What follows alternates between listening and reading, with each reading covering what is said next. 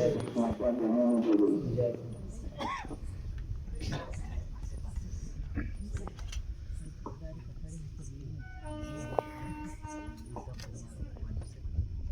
આગળ શબ્દમાં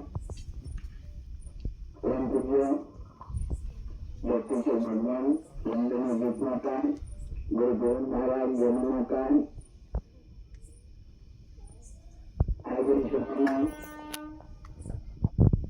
રાજસ્થાન ગુજરાત એમપી ત્રણ રાજ્યના સંતો મળેલા મારી બહેનો મળેલી સબ સંતોની ખૂબ પ્રેમથી અમારી સદની જાગૃતિ જોઈએ.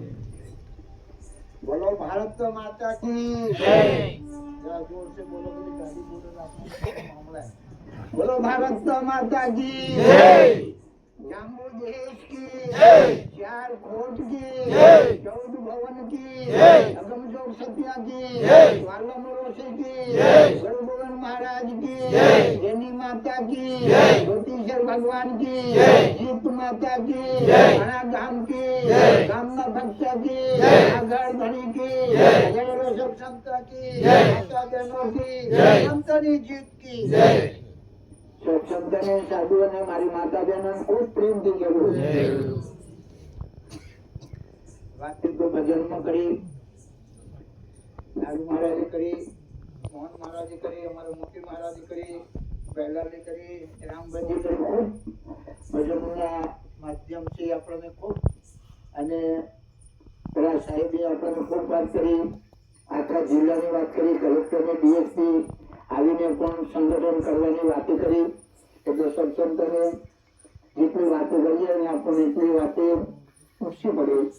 તો મારી માતા બહેનો, સંતો, સાધુઓ, ઋષિઓ, મુનિઓ, આપણી આદિવાસી સમાજમાં આપણે બધા વાંજ્યા છું ને આત્મા તો સોળા નહીં આપણે એવું છું બધાને 16 વસ્તુ આવી બેનહંસ પણ 8મા 10મા વાળા સોળા આપણી ભક્તિનું જોડાતા નથી. એટલે પહેલા આનંદ જોવા આપણે એને જોડાય કે આપણી પીઢી ધીરે ધીરે ધીરે ધીરે ખતમ થતી જાય. ગુરુ ગોવિંદના 1,80,000 નોટ કોટવાળતા એટલા 1,80,000 નોટ કોટવાળ 92 લાખ ધૂણી 99 લાખ જંગી કિંમત બને. તો એટલા જો ભક્તિ કરતા નિયમ કમાતા ધર્મ કમાતા ગુરુ નું શબ્દ ટાળી લેતા તો આપણે આ મજૂરી કરવી શકીએ નહીં. માળવો જેવી ગુજરાત 35 વાગડા 3 રાજ્યોનું સંગઠન ગુરુ ગોવિંદ કર્યું હતું. સત્તા ગુરુ ગોવિંદની જેલમાં જવું પડ્યું, કાળે પાણી જવું પડ્યું, ફાંસીનું કંઠીઓ બે અંગ્રેજી કાપવા દીધું, એકમાં તો દૂધ નીકળ્યું, એકમાં પાણી નીકળ્યું હતું. આપણા વિષ્ણુમાં બધાને કાપો તો પણ ખૂન સિવાય બીજું કઈ નહીં એવું નથી. એટલે આ સત્સંતને મારી રજૂઆતમાં પ્રાર્થના એવા સંત મહાપુરુષો આપણી આદિવાસી સમાજને બદલે રાત દિવસ મહેનત કરી, રાત દિવસ સંગઠન કરવાની વાતો કરી. સત્તા ઊંચા ડુંગરાળી તો ગરવા લાગ્યો, હાથ વેત ને આવ્યો રઘુનાથને કેટલું સમજાવું. કાકી તો હાથોડી તો સિંહનો નાશ કર્યો, દેવનું ભજનનો શબ્દ બોલી બોલી થાકી ગયા, ગળા થઈ ગયા. પણ છતાં આપણી આદિવાસી સમાજ આત્મહત્યામાં આવી નથી. રાજપુરના પૂજ્ય જ્યોતિષર ભગવાનને રાજસ્થાનના એવા મોટા કલેક્ટરને ડીએસપીને એવા મોટા મોટા સાધુ ડ્રેસ આપણે જે આદિવાસીનો ડ્રેસ પહેરીને કશું પૂછ્યું હતું કે મહારાજ એને મટીથી છેટી લેજો કે તમારે આદિવાસી સમાજને ભક્તિ કરાવીને ભણાવવા. એ વાત એ તારી કે મારી આદિવાસી કોઈનો વારો લઈને આવ્યો તો મારે ભણાવવા ને ભક્તિ કરાવી. 2 વાતો મારે. પછી એને કીધું કે ગાંધી બાપુની ગોળી ખાઈને મારું કદી આદિવાસી બદલ્યા. ગુરુ ગોવિંદ કાળા પાણી જવું પડ્યું, જન્મ જવું પડ્યું, ફાંસી હુકમ થતું હતું. એ આદિવાસી સમાજ ન બદલ્યો. એને કોઈ ચોરી નથી કરી, કોઈ ડાકા નતા ડાર્યા, કશું નતું કર્યું. એટલે એને ખૂબ વાત કરી. પણ દાસીજી કીધું કે મારી કોઈ મને માને તો મને માને. એટલે આપને મારી આત્મ પ્રાર્થના એવા સંતો મહાન પુરુષો શબ્દો આપણને પાડી લઉં, એનું નિયમ પકડી લઉં, એનું ધર્મ પકડી લઉં, એનો રસ્તો કાઢી લઉં, રસ્તે ચાલુ થઈ જાઉં કે આપણને મોક્ષ ગતિ મળી જાય. આ દહીં જોઈએ તો આપણે માતા પિતાનો પ્રેમ લાગ્યો એની ગતિ બની ગઈ. એ કઈ પરમાત્માએ નથી ભણાવ્યું, પણ સત્તાયુગમાં કર્મનું ફળ લઈને આવે તો એ બ્રહ્માજી એની ઘણી આગળ બ્રહ્માજીનું કામ પૂછ્યું ઉગાડવું, એને ખવાનું પીવાનું કપડો એનું કામ પૂરું કરવું કે વિષ્ણુ ભગવાનને અને દહીંથી પ્રાણ છૂટી જાય એટલે શંકર ભગવાનને લઈ જઈને પરમાત્માને ઘેરે ત્યાં સુપ્રત કરવાનો.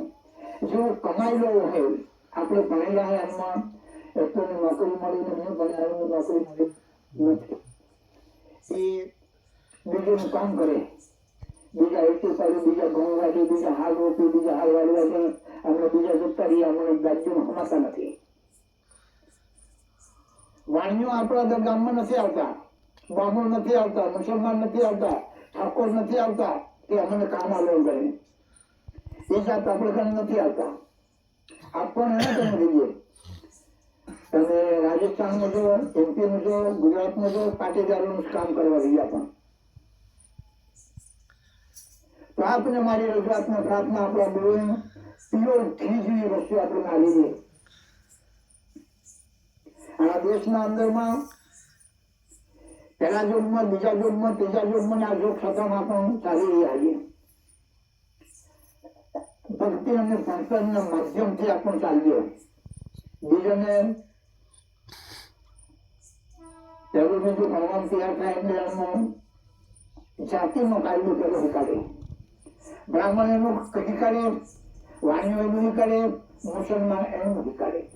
મુસલમાન શીખાડે કે આના દેશના અંદરમાં કેવી રીતે રહેવું,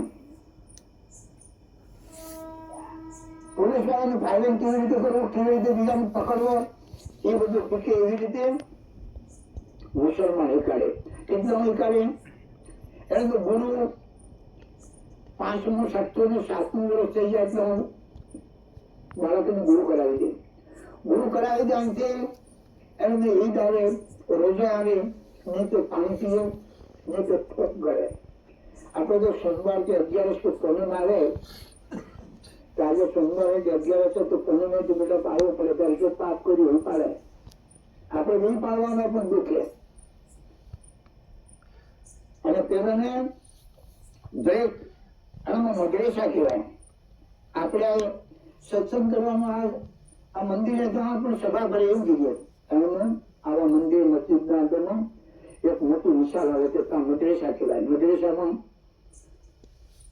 મેં પૂછ્યું બે માસ્ટર અને સરોને કે ભાઈ તમે મદ્રેસા તો શું કરો? તરીકે અમારે ઉર્દુ ભણવાનું, અમારા ધર્મનું ભણવાનું, અમારા ગુરુના શ્લોક ભણવાના, અમારા ગુરુનું જે હસ્તો બતાવેલું એ ભણવાનું.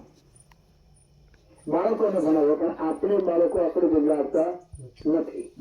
એટલે આપણે એક દાડો આપણે ગમે એટલી મહેનત કરીએ, મહેનત આપણી નિષ્ફળ જાય. આપણે ભણાવવા વાળા કેટલા ભણાવી રહ્યા, અને હલવામાં મેશ બન્યો તો કરોડમાં કોઈ હોય એટલે બધા ભણી જાય. સબ સંતોને મારી જય ગુરુ. આપણે નોકરી વાળા કેટલા જે